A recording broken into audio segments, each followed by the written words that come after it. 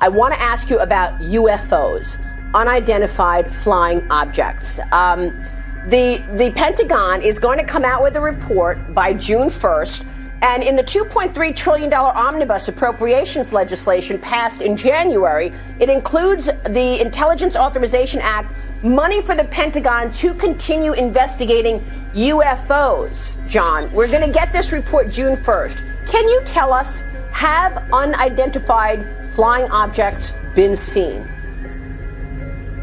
Well, sure. We have lots of reports about what we call unidentified aerial phenomenon. And this actually is a program that's been in place for a few years in terms of a task force that has been there under the National Defense Authorization Act. But as you correctly point out, Maria, there's now a report that will be issued by the Pentagon, by the Secretary of Defense and the Director of National Intelligence. I actually wanted to get this information out and declassified before I left office, but we weren't able to get it down into an unclassified format that we could talk about quickly enough. But frankly, there are a lot more sightings than have been made public. Some of those have been declassified. When we talk about sightings, we're talking about objects that have been seen by Navy or Air Force pilots or have been picked up by satellite imagery that frankly engage in actions that are difficult to explain, that movements that are hard to replicate, that we don't have the technology for, or traveling at speeds that exceed the sound barrier without a sonic boom. So in short, things that we are observing that are difficult to explain. And so there's actually quite a few of those, and I think that information is being gathered and will be put out in a way that the American people can see. We always, when we see these things, Maria, we always look for a plausible explanation.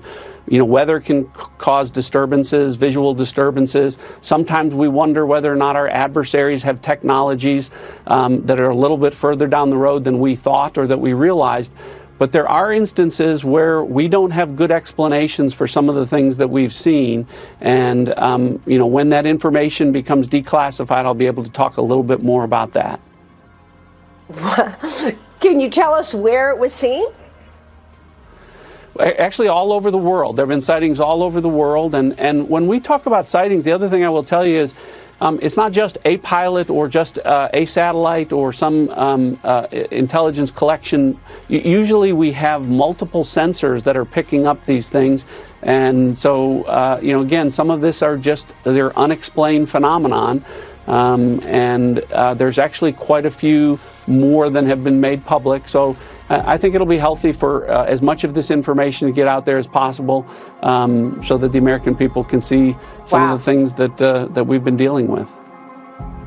Okay, well, that is pretty extraordinary. We so appreciate that you're talking to us about this. Can this year get any weirder?